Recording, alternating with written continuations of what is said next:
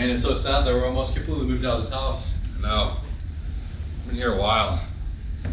Well, it's time to actually film our final best of the decade video. Yeah, finally. Long time. Stupid coronavirus. Hey, where'd our set go? Don't you remember? It's over here. Come on. Come on, man. You're taking forever.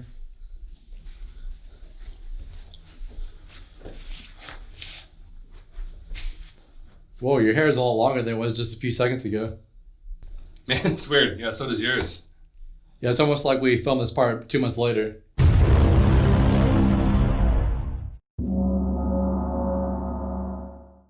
Hey, what's up, guys? Thank you so much for coming over here to Two Awesome Men, checking out this channel. Sorry, it's been, honestly, I don't know. We've been kind of slacking on uploading these videos. I don't think we've had a video uploaded since June. We're recording this at 1:30 in the morning on October 21st. Yeah. So who knows when this one's going to be uploaded, because we still have several that we haven't edited yet. Yeah, exactly. Yeah. But, well, what's the word? Oh my goodness. Exciting. Here you go. Excitingly enough, this is our final best of the decade video when we're well into October, almost into November. Probably going to be December by the time it's uploaded. Yeah. So we'll have it up. Just so y'all know, I mean, obviously it's not completely our fault. I will take probably a good chunk of the blame. No, I will too. Yeah, so yeah, we'll take. Be nice. We'll take a good chunk of the blame. It is a lot to do with our laziness, but also a lot of other stuff too. We obviously, COVID, right, and stuff like that. So yeah, and with COVID and quarantine and all that, we've been living separately. He's been working a lot at his job, so we haven't really had time to really get together and film a lot of these and edit them together. So it's just been difficult. But now we have a new house, new set, obviously. Yeah. So we're excited. And that also contributed why it took so long, because we were looking for a new place for like a month. So it took us and honestly, that month was us not being able to do anything except for look for a place to live. It's very stressful. Yeah, because during all this COVID, I didn't even think it would be a thing, but houses are just going. Yeah. So we were lucky to find this just like at the best moment. But it is exciting because we turned the 4th bedroom in this house. It's a 4-bedroom house, and we turned this one into a full-time set room, which we've never had before. So it is exciting to have that. We have a whole green screen wall right here, and then just a podcast set. So it's really exciting, the stuff that we have here. Yeah, so we're trying out new lighting. If any of y'all want to comment and let us know if you like this lighting. If not, we'll try to figure something out. But we're just trying out new things with lighting, try to get more depth in this, depth in the shot, better shot for us. Anyways, guys, we're gonna continue on with this list for our the final 10 of the best of the decade videos. Oh, and one more side note is that my hair is extremely long, and I blame COVID 100% because I haven't had a haircut since mid-March when quarantine first started. I have had a haircut, but I have to wear a hat on my job, so I like it's kind of irritating to have too long of hair. It's almost impossible to wear a hat. Yeah, it's probably the longest I've ever gone without having a haircut. Anyways, we're gonna continue this. Here is as the last few videos, here's a list of disclaimers for this video. For my honorable mention, I'm gonna go with Lake Mungo, which is a very lesser known horror movie. It's set to look like a documentary style movie. And to me, this movie, it just really does a lot of things right. There's a lot of times where you just feel really off ease. And it's definitely not one of these mainstream horror movies with jump scares. There's always something in the back, not always, but there's a lot of times there's something in the background that you don't really see until later on. You can check it out and look in the background, see different things. But this movie just has a really eerie feeling to it and has a really good story overall. For my honorable mention for this video, I have Kingsman, which I honestly would have had this on my list if I wouldn't have forgotten about it. I don't know how I forgot about it when I made my list. But since I forgot about it, I put it in my honorable mentions because this movie was a very unexpected movie. Not just me, nobody really expected much from this movie when it came out. But then when it came out, it had some of the best action scenes, especially that church scene. For my number 10, I'm gonna go with Mad Max Fury Road, which is a really fast-paced movie. It really just hits you right from the get-go. And the whole movie is just really intriguing from the beginning to the end. For my number 10, I have Inception. And other than The Dark Knight, this is my favorite Christopher Nolan movie that I've seen at least. And it's a really complex concept to this movie with dreams within a dream and trying to implant ideas into someone's mind without them knowing that it's you doing it. But it does it in a way that it's able to explain things pretty easily for you to be able to easily digest the movie. And even though some things get kind of complex towards the end, especially, you're still able to follow it pretty well. For my number 9, I'm gonna go with Joker, which is a cool new take on the Joker, obviously. And Joaquin Phoenix just does a fantastic job, like an insanely good job as a Joker. And he's really just fit perfectly into this really well woven together story. We have a lot of things about mental illness in this movie. A lot of people try to say this movie really portrays mental illness badly, and I disagree, because to me, even though this portrays this person who becomes a murderer in this movie, it really portrays what a failed mental health care system looks like. And aside from that, this movie just is creepy in all the best ways. Joaquin Phoenix, there's times whenever I was just sitting there the first time I watched it, just completely creeped out, walking out of there in pure awe. For my number 9, I have the Mission Impossible trilogy that came out in this decade, which is Ghost Protocol, Rogue Nation, and Fallout. And these movies, I haven't seen any of the previous ones other than these 3 in this series, but these are some of the most exciting movies I've ever seen. They have some of the most ridiculous stunts that, if you know the behind the scenes, Tom Cruise actually does a lot of these crazy stunts. He's even straps himself to the side of an airplane as it takes off in one of these movies. And it just overall really puts you into the movie, knowing that a lot of these things are actually happening. And it's just a series that doesn't take itself too seriously. It can be goofy at times. It can be serious at times. And there's just so many fun twists throughout this entire trilogy. For my number 8, I have Swiss Army Man, and this movie is just a beautiful, fun movie. At times it can be kind of sad, emotional, but at the end of this movie, it really brings a feeling of inspiration to it. One of my favorite things about this movie is the fact that if you look it up, the Daniels, the directors of this movie, they really decided to get things they don't like a cappella, survival movies, fart jokes, a whole bunch of things they didn't like, and put it into a movie and be like, if I can get a whole bunch of stuff I don't like and put it into a movie and make it good, then that means it's a good movie. And so you got to respect that kind of method of making a good movie with this. Fantastic acting, and overall, just a very strange movie in the best way possible. For my number 8, I have The Babadook, and this is a horror movie that is really done very well. It honestly doesn't have like any jump scares that I can remember. It's a really great metaphor for depression and how depression affects people. I've only seen 2 movies that Jennifer Kent has directed, this one and Nightingale, which I think that's the only 2 movies she's directed, right? Yeah. These 2 movies combined are some of my 2 favorite movies, and I'm really excited to see what she does next. For my number 7, I have 1917, which is a really fast-paced film. Not just that, but the reason why I feel so fast-paced is this movie's edited to look like one shot almost all throughout, except for one part kind of in the middle. And I always love that kind of thing in movies because it makes things feel, like I said, more fast-paced than they would have. And especially in a war movie like this, you're just sitting on the edge of your seat the whole time, trying to figure out what's going to happen, kind of stressed out. And honestly, the end of this movie, there's a running shot at the end of this movie, and it's honestly one of the most beautiful shots I've seen. For my number 7, I have Mad Max Fury Road, and this is a movie that's pretty much a 2-hour car chase movie. And if you would have told me that before I saw it, I would not have thought that I would have liked it. Because if I'm being honest, car chases are one of my least favorite parts of action movies. But it does it so well to where you're really wrapped up in this story of these characters and their mission and what they're trying to achieve, that it's really exhilarating. There's so many larger than life characters and scenarios and stunts that happen in this movie that it's kind of impossible not to enjoy this movie. For my number 6, I have Prisoners, which is a beautiful Denis Villeneuve, one of the best directors we have today. And this movie is at times kind of hard to watch, but at the same time, it's just a fantastic, beautifully done movie, very sad.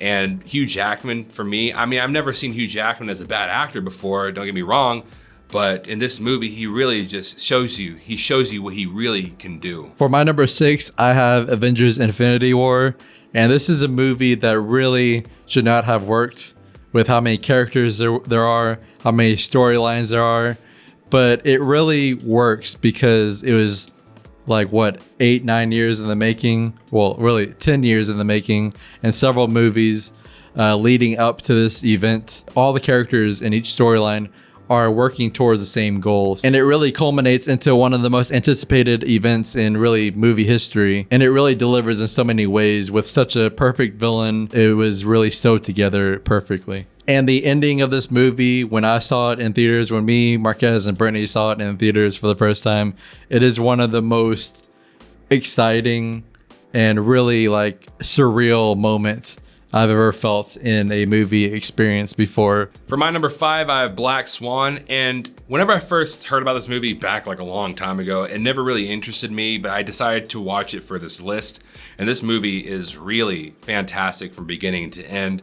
Natalie Portman is wonderful in this movie. Mila Kunis is wonderful in this movie. I said that like she's a terrible actress, but like she's pretty good in this movie. In this movie, it really is a cool way of just telling a story, and it's a very unconventional way of telling a story about a girl kind of coming out of her shell and becoming a woman. And it really ends in the most chaotic way. And by the end of it, I honestly didn't really understand what was happening, but whenever you really go look back on it, really start to unravel the meaning of this movie. For my number 5, I have Enemy. Yeah, and I have it for number 4, so we just decided to do this part together. Yeah, and all I really have to say is this is a really confusing movie. It's a really weird movie. But if you do watch this movie, I do highly recommend you watch Chris Stuckmann. He's a YouTuber. He has a video analysis over this movie. I'll put the link in the description because he really explains this movie really perfectly. And I know some people might complain saying that the movie should be able to explain it for you. But really, once I watched this video, I really realized what a masterpiece this movie is. Yeah, and I would honestly... obviously, I was an idiot and didn't do this. I actually watched that video before I saw the movie. Oh, yeah. I don't know why I did it. Yeah, he goes into spoilers. He talks about the whole movie. So. Yeah, and it's so whenever you watch it, just make sure you watch it and know that you're not going to know what's going on. All right? And I will say this, the movie has a straightforward aspect to it. Mm-hmm. You know, you can watch the movie and kind of understand what's going on.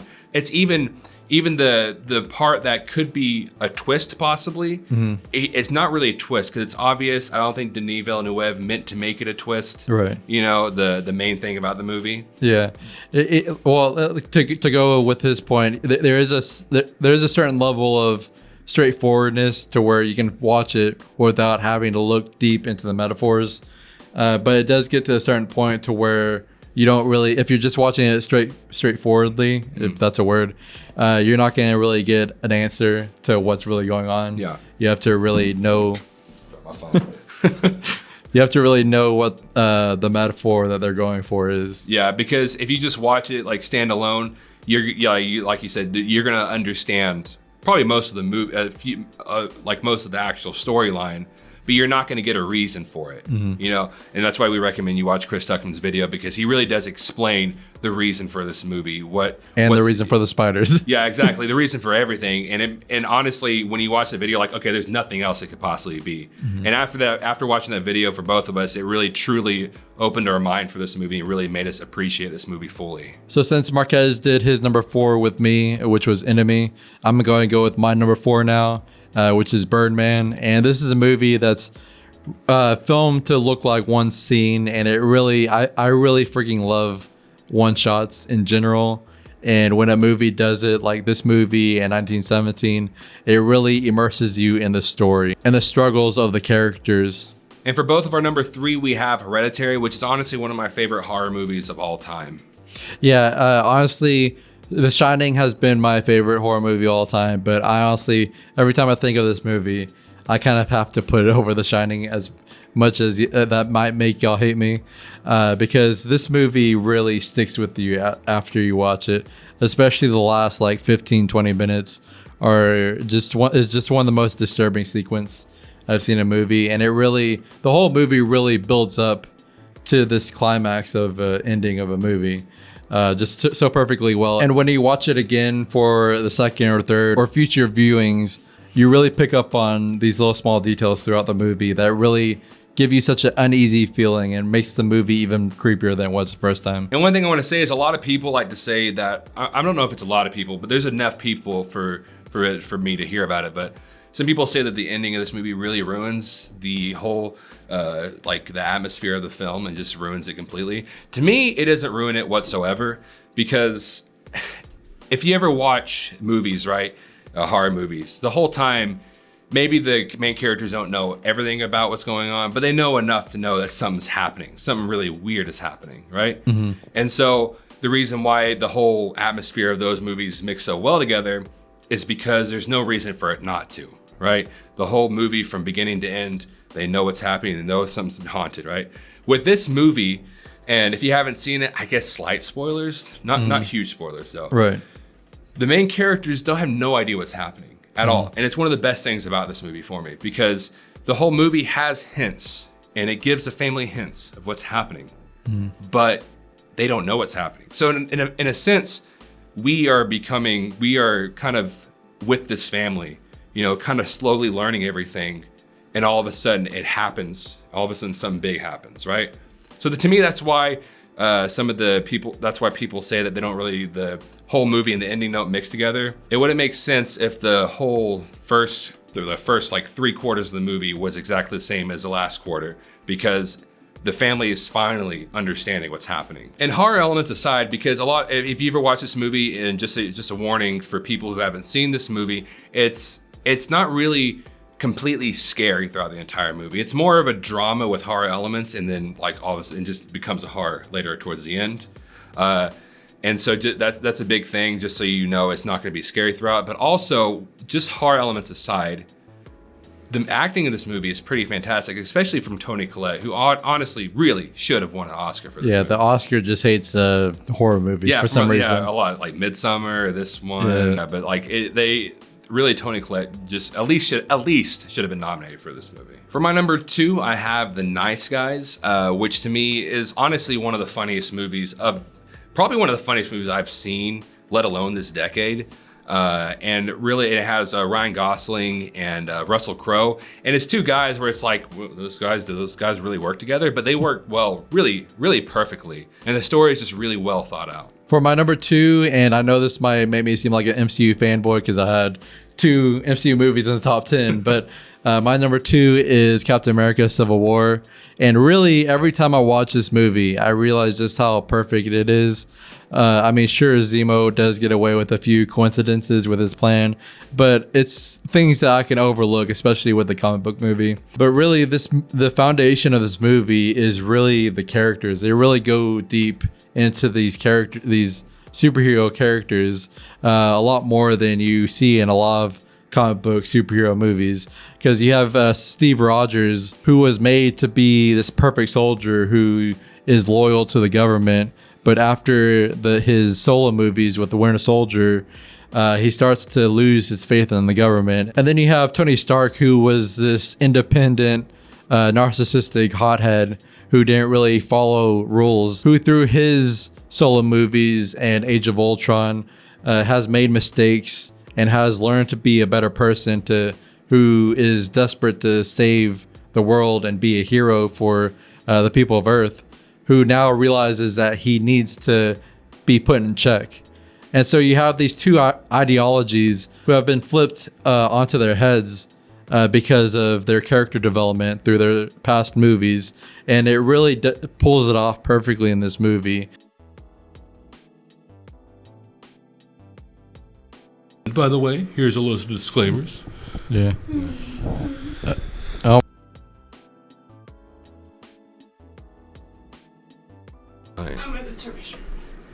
By the way, is this microphone on, Brittany, just in case?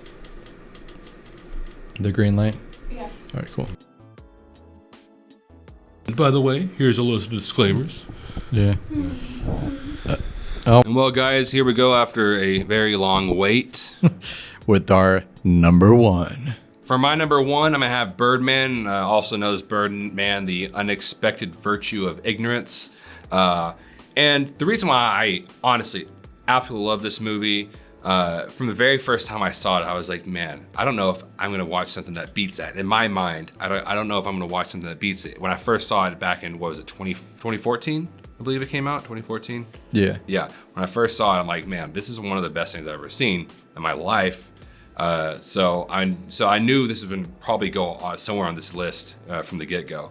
And one of the main reasons why I like this movie is just like 1917. It's edited to look like it's one shot because it's really trying to get you into the mind of Regan Thompson, this actor who writes, produces, directs, and stars in this Broadway show.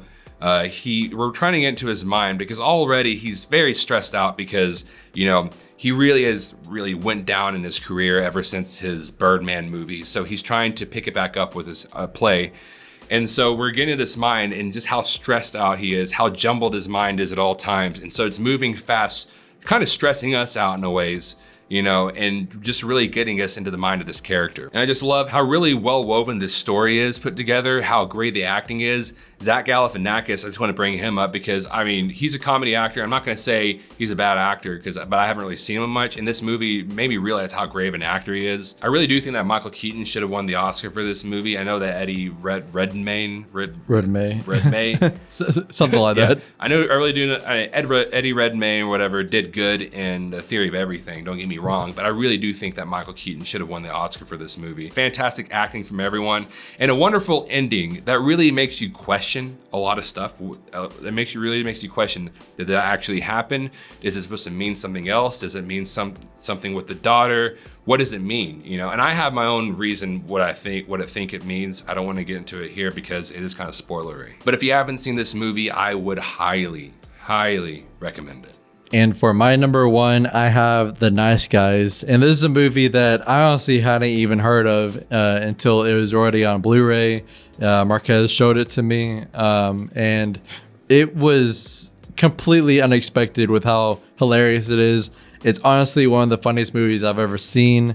It's one of the most rewatchable movies. And just, it's a buddy cop movie that does it to perfection.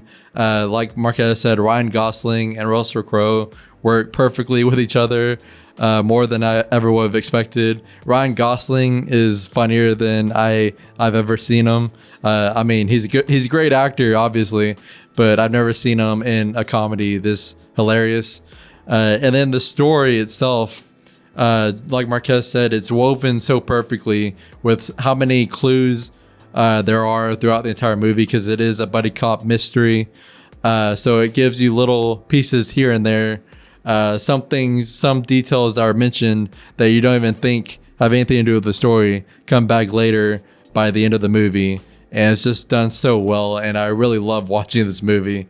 And I recommend it to anybody who hasn't seen it, because I'm sure there's a lot of people who haven't even heard of this movie because it didn't really get talked about like at all when it came out. And I think it deserves a lot more praise and a lot more recognition than it has gotten. Well, guys, there it is. I am so happy we finally got this done. It took way too long. Like, yeah, we started filming these in January or February. Yeah, I'm gonna say probably February, somewhere around January, February. Yeah, because we took January to watch a lot of these movies, and I think we probably started in February. Yeah, well, I think we also filmed our best of the year and worst of the year. We had to edit those videos, and then we had to start filming this one. We definitely expected this to be up a lot earlier, all these up, and we had a whole plan for it. But then COVID happened, and because COVID happened, we just kind of got lazy about it. You know, yeah, especially me because he was working a lot. I got furloughed from my job, so I had a lot of laziness. So I'll take a lot of the blame. Yeah. Also, I mean, I don't think we said this in the beginning. I ended up getting COVID. Me and my family ended up getting that COVID. too. Yeah. So I mean, and so it was hard for us to actually film for like a whole month. We didn't film for like a whole month because I was out, you know. But anyways, guys, I'm so happy we finally got it out there. I'm glad you could watch it. If you want to, we'll put the list below. And if you haven't seen our other videos and you want to actually watch the videos instead of just looking at our list, we'll put all the links to the description below because we have. Like 9 more. Obviously, we did 10 for a video, so we have 9 more videos like this. Yeah, and I'll also put the link to the playlist at the end of this video on the little screen. Yeah, whatever. Cool. And also, just so you know, we started a while ago, but we have a podcast called the Awesome Padron Podcast that we also took a huge break on that one. Yeah, and we just put up a new one the other day. Yeah, we had the last episode. Right when COVID happened, right when the quarantine lockdowns first started happening. And then we didn't have any episodes this Yeah. entire time, and then we just had one up like last week. Yeah. So Yeah, and we have that in this same set. So, and we're completely living together now, right? It's not like a thing of like I'm gone Right. here and there. We're completely living together now, so it lets me a lot easier for us to get these things done. If you want to go over there to Awesome Padron Podcast, you can subscribe to that. Subscribe to here if you like what we're doing here, and hopefully we can do more stuff for you. Also, if you prefer to listen to podcasts like on your earphones, you can go on like Spotify, Google Play, or whatever iTunes, whatever Apple does now. yeah, I forgot what it's called. I think it's just called podcast. Yeah, the so, app. whatever it's called. Yeah, just you can go on there instead. But yeah, thank you so much for watching this. If you like this, you can Click right here to get Stuckmann. I thought that's what you're about to say. We're gonna get sued now for Stuckmann. I'm sorry, Chris. I love you. You've inspired us to make this channel. No. Well, you have, but yeah. So Just kidding, but not really. yeah. Anyways, if you like this, if you like what we're doing, you can go down below. You can what am I doing? You can like this. I guess you can do that, right? If you like this, you can like this. You can subscribe and you can comment. I mean, you've done it before. You know what you're doing, right? And you then can click comment. the little bell thing if you subscribe. Yeah, just so you can get more of us coming shooting at you a little bit every time we Stop, please. yeah. Anyways, I can't remember what we say after that. We kind of rambled a little bit. Yeah. Anyways, yeah. Go. Let us know what you think about this. Let us know if you like the new set, our lights, and we'll hopefully get more stuff to you. Yeah, and hopefully we'll have haircuts next time. Oh yeah. Social media.